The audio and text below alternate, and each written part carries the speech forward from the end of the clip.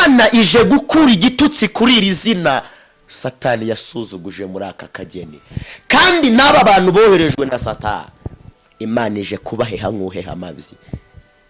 Imana yarambwiye ngo musome ijambo ry'Imana. Mubiti TV. Ale shetopita fo. Mushumba mwiza imbere y'Imana ni umushumba ukora iby'Imana ishaka. Umuhanuzi mwiza imbere y'Imana ni umuhanuzi uhamya iby'Imana yamutumye. Umudiyakoni mwiza imbere y'Imana ni umudiyakoni ukora inshingano nk'uko Imana yamutegetse kuzikora.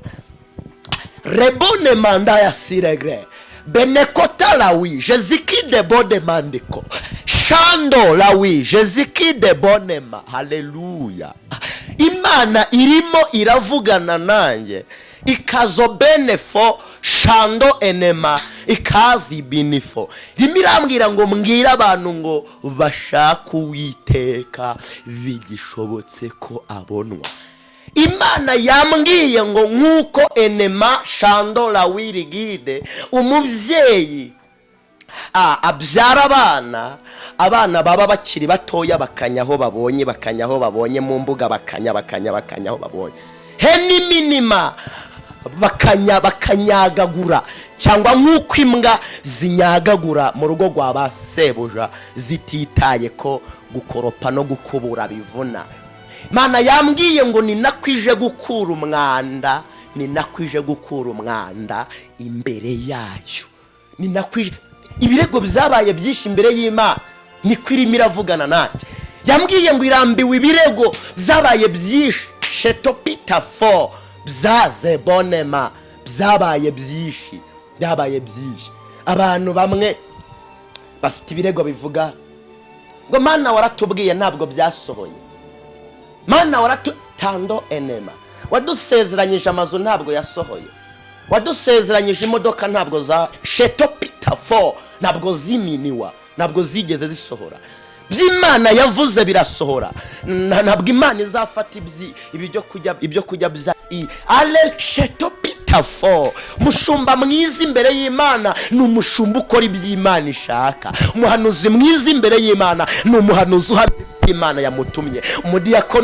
Umudiyakoni mwiza imbere y'Imana ni umudiyakoni ukora inshingano nk'uko Imana yamutegetse kuzikora.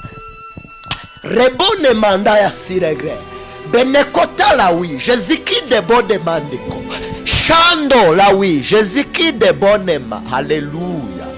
Imana irimo iravugana nanjye ikazo benefo shando enema ikazi binifo. Imirambwira ngo mbwira abantu ngo bashaka Uwiteka bigishobotse ko abonwa. Imana yambwiye ngo nk'uko enema shando la wirigide umubyeyi abyara abana baba bakiri batoya bakanyaho babonye mu mbuga bakanyaho babonye heni minima bakanyagagura, cyangwa nk'uko imbwa zinyagagura mu rugo rwa ba sebuja zititaye ko gukoropa no gukubura bivuna. Imana yambwiye ngo ninakwije gukura umwanda imbere yayo. Ibirego byabaye byinshi imbere y'Imana niko irimo iravugana nanjye. Yambwiye ngo irambiwe ibirego byabaye byinshi shetopita fo byaze bonema byabaye byinshi. Abantu bamwe bafite ibirego bivuga ngo Mana waratubwiye ntabwo byasohoye. Mana waratutando enema wadusezeranyije amazu ntabwo yasohoye, wadusezeranyije imodoka ntabwo za shetopita fo ntabwo ziminiwa, ntabwo zigeze zisohora. By'Imana yavuze birasohora. Ntabwo Imana izafata ibyo kujya byasi muri iyi minsi. Babahanuzi bapfuye, babandi bapfuye bagenda abantu bakabona ari bazima ariko barapfuye. Ntabwo bavuga iby'Imana ishaka ahubwo bavuga iby'inyungu zabo. Ariko Uwiteka aje gukura amabyi. Imana ije gukura amabyi imbere yayo. Bibiliya iravuga ngo mbese ni intebe y'ibirenge bya Yesu Kristo. Ijuru ni intebe Imana yicayemo. Bivuze ngo Imana ije gukura amabyi imbere yayo, kuko iyi si niho ibirenge bya Yesu Kristo biri. Ijuru naryo ni hedikota ya Yesu Kristo, ni intebe Imana yicayemo. Nshuti zanjye, mwababyeyi mwe, mwabasore mwe, mwabakobwa mwe, mwabapasiteri mwe, mwabahanuzi mwe, mwabaririmbyi mwe, mugarukire Uwiteka. Uzi ko mu gihe tugezemo abantu basigaye bagira isoni zo kwitwa umukozi w'Imana. Umuntu akavuga ngo ningira hano nkavuga ko ndi umukozi w'Imana, baragira ngo iki? Imana ije gukura igitutsi kuri iri zina Satani yasuzuguje muri aka kageni, kandi n'aba bantu boherejwe na Satani Imana ije kubaheha amazi. Imana yarambwiye ngo musome ijambo ry'Imana. Abantu bafashe ubuhanuzi bwavuye kuri Satani, ubuhanuzi bw'ibinyoma, barangije babuguranisha ijambo ry'Imana. Bibiliya ngo mbe ijambo ry'Imana ni inkota, ni umuriro, aho iri jambo rigeze rirasogota, rirabaga iri jambo. Imana yarambwiye ngo umva Dawidi mwana wanjye, genda umbwirire abantu ubabwire ngo bize bonema, basome Bibiliya ibe bayishyire mu mitwe yabo. Yarambwiye ngo nimbwire abanyabwenge ngo basome Bibiliya, iyi Bibiliya nirangiye ibe mu mitwe yabo. Irambwira ngo inzara y'ijambo ry'Imana iraje kandi irasohoye. Irambwira ngo abantu benshi bazajya bambuka ibibaya, bagenda imisozi bashaka kumva ijambo ry'Imana. Bibiliya abantu bayihaye ivumbi, bari guhora ngo murira gutabaye mu kujyanye muri Amerika, bari guhora mu bintu bidafite umumaro, bari guhora mu biryo bitera inzoka.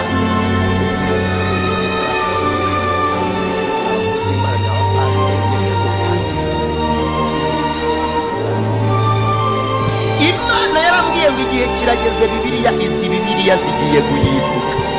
Izi Bibiliya nabonye zihinduka, habaho hari Bibiliya zirimo zirategurwa zivuguruza ijambo ry'Imana, zitari izi ngizi. Hari Bibiliya kandi izo Bibiliya hazaboneka n'abaterankunga bazabigisha kuzisoma, kubera ko bashaka.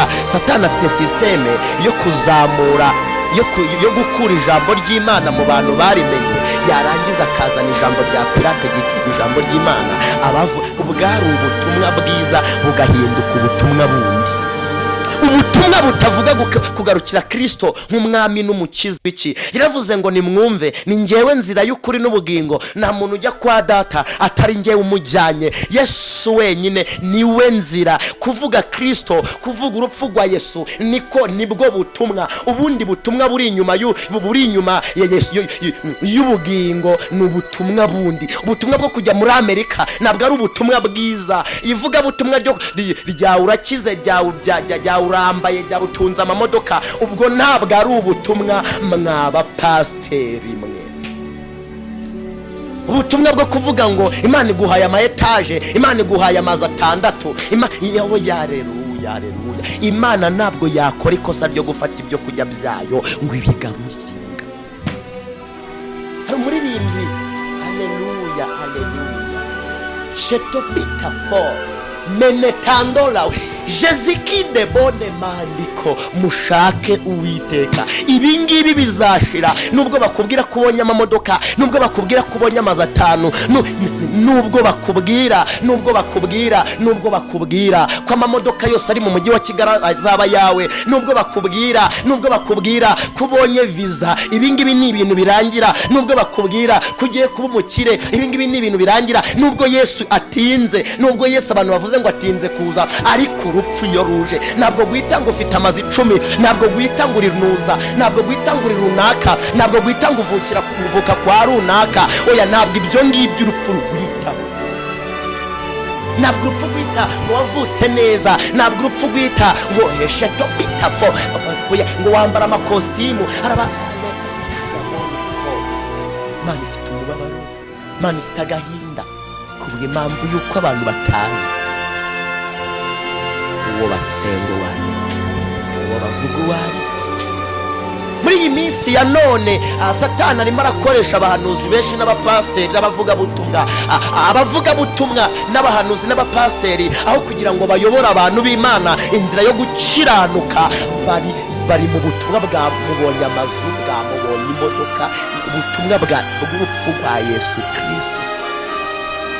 Ubutumwa hari korasi nakunze ivuga ngo hari igihe tuzaguruka dusigire Satani y'isi, mu kirere hariyo bariyeri tuzitwaza risepasi, abasenga bazaguruka, abahanuzi bazaguruka, mu kirere hariyo bariyeri tuzatwara risepasi. Heni minitando Jeziki de bonema ndiko Jeziki tabonema hariyo bariyeri Shala bonema ndaya siregre hariyo bariyeri. Mwaba pasteri mwe hariyo ntabwo titiri zakwinjiza muri bariyeri. Mwaba hanuzi mwe hariyo bariyeri. Sinzigera Yesu yarambwiye ubundi ndabizi neza ko hari ubutumwa nigeze ntanga kuri social media nk'uko Imana yabimbwiye. Umuprofeti umwe arangije yandika muri komenti aravuga ngo genda wowe ndakuzi, ngo genda wowe ndakuzi, ngo genda wowe ngo ndakuzi, ngo uri n'umusambanyi, ngo uranikinisha. Muprofete abahanuzi bahagaze mu nshingano za Satani, bahagaze ntabwo bakunda ubutumwa bubavugaho, ntabwo bakunda ibyo, ntabwo bibakunda. Mwabahanuzi mwe mushaka Uwiteka. Muhanuzi umupasiteri umwe yigeze anuka arangije arambwira ngo nuguma muri ibyo bintu byawe by'ubugingo ntacyo uzigezaho. Arambwira ngo hindura izindi nzira, ngo nurangiza ujye uvuga ko abantu batabawe ngo nibwo nawe uzatabarwa. Imana yarantumye irambwira ngo Dawidi ngutumye umwizeye. Irambwira ngo ninjye njyenyine uzakugirira neza, irambwira ngo ninjye njyenyine uzagutabara. Abantu baheze mu mpamba y'urugendo, iyi mpamba y'urugendo ibibagije intego y'urugendo. Umuntu akajya kuri social media akagenda afite ibyo agambiriye, umuntu akagenda akajya mu rusengero ngo nibatamatike sindi bugeyo. Muri iki gihe cya none ijambo ry'Imana n'ubutumwa bwiza bwa Yesu Kristo bwabaye business. Uyu munsi ntiwatumira umuhanuzi mu rusengero ngo hatarimo tike ngo aze. Uyu munsi ntiwatumira umupasiteri utari bumugurire essence ngo nurangiza kandi afite amafaranga akavuga ngo nimba hatarimo amafaranga ntabwo nza. Sheto pitafo, ariko Imana ije gusobanura ibidasobanutse. Ntabwo kuba uri umuhanuzi bizakwinjiza mu bwami bw'Imana, ntabwo kuba ufite amajwi 20. Nashaka aya majwi na Satani yari afite amajwi menshi mu ijuru, ariko defi imwe y'ishyari yamukuye mu ijuru, iyi defo imujugunya mu isi. Imana yarambwiye ngo mbwira abantu babandi igiha amahirwe bakajya muri Amerika no muri Uganda n'ahandi no muri za Canada n'ahandi. Irambwira ngo Dawidi abo ngabo bamera iyo message bambwirire ngo nabatumye mbizeye Sheto Pitafo, kandi barangije barambwira ngo nibagireyo ntabwo bazahinduka, none nabo babaye nk'abandi. Irambwira ngo mva amaviza nagiye mbaha ngiye kuyagira pirate nibarangiza basohoke. Hari imiryango Imana ikinguye, abari hanze ibihugu bigiye kubirukana kubera ko banze gushaka Uwiteka. Hari ibihugu bigiye guhinduka, abantu bagiye bagenda mu buryo bumwe cyangwa ubundi kubera ko banze kugisha Uwiteka inama. Mwebwe muri Amerika musenge, biraba ngo muhore mukenyeye, muhore kandi amatabaza yanyu ahore yaka. Yere mwe kugira muri Amerika ngo nimugerayo ngo amatabaza zime. Abari muri Canada ni musenge, abari mu Bufaransa, abari muri Swede, abari mu hose mwese ni musenge, kuko Uwiteka irambwenga abantu bose yatumye bagira bakaba babe ngo Imana igiye gukingura imiryango ibihugu bibahinduke basohoke. ibihugu bibahinduke basohoke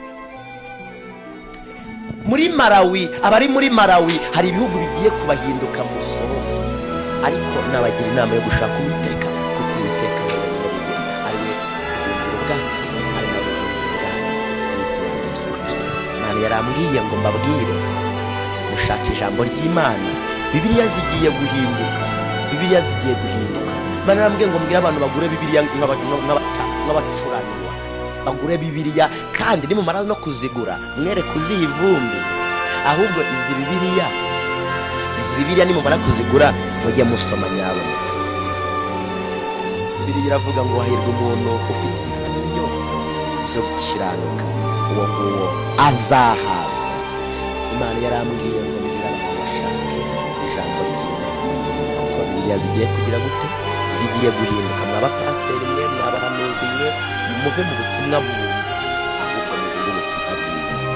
Yesu niwe ubugingo bwacu, Yesu niwe twubatse, Yesu niwe byiringiro byacu. Mushaka Uwiteka bigishobotse ko abona akomerekeje bihangane, Yesu azabomora. Kandi ikindi akazi nayo muntu yo kubona abantu bagiye cyane.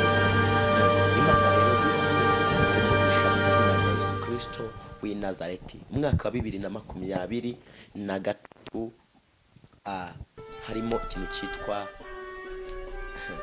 induru nyinshi, ariko ku bantu bafite Uwiteka, uyu mujyi wa Kigali mubona cyangwa tubona, Imana yarambwiye ngo uzabamo abantu babiri.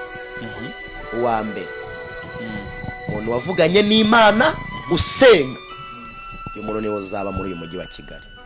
Uwa kabiri umuntu ufite aderese mu mujyi wa Kigali, umuntu ufite akazi keza, umuntu ufite inzu, ariko kandi uwo nawe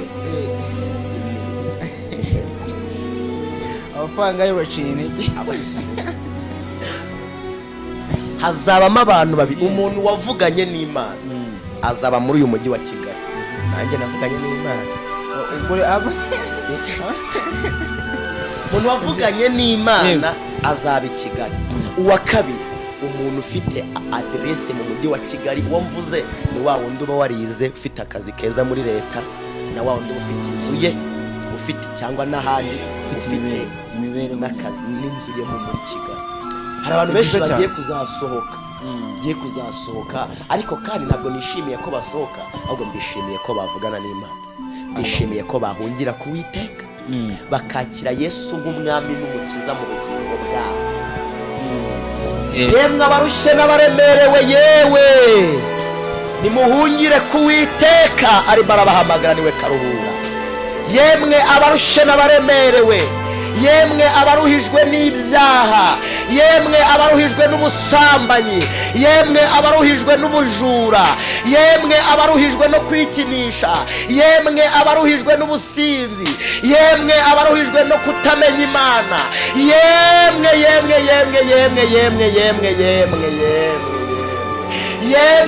mwebwe mumaze igihe kinini mutwite, inda zanyu zikaba zaranze kuvuka. Yesu aravuze ngo niwe wenyine ufite ubushobozi bwo gutegeka izo nda zikavuka. Yemwe mwabagabo mwe mutwite, Yesu akeneye kubasapotinga maze mukabyara. Yemwe mwabasore mwe, Yesu arimo arabahamagara, aravuze ngo agambiriye kubaha ibise. Yemwe mwabagore mwe mutwite, inda zanyu zanze kubyara, Yesu niwe utanga ibise. Yemwe abarushe n'abaremerewe. Hari abantu bamaze igihe kinini batwite, inda zabo ni inkuru ariko zanze kuvuka. Hajya ngiye harimo umwana, ngiye yaravutse, umwana yaravutse, utaravuka Yesu agambiriye gutanga ibise. Ni byiza cyane. Icyo nari nshatse kuvuga, Yesu arimo ahamagara inama zazimye. Hari abantu bagiye babwiriza ubutumwa bwiza,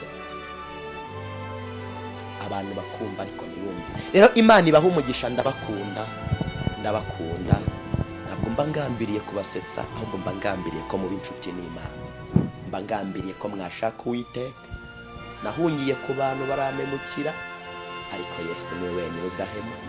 uyu munsi wa none ndi muri sapoti y'Uwiteka.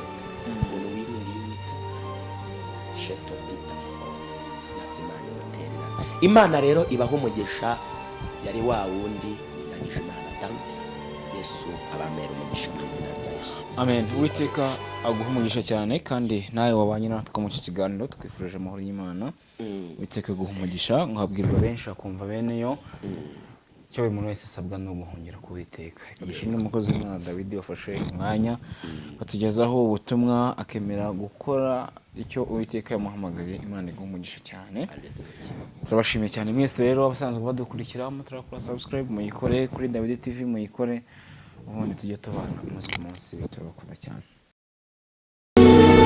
David TV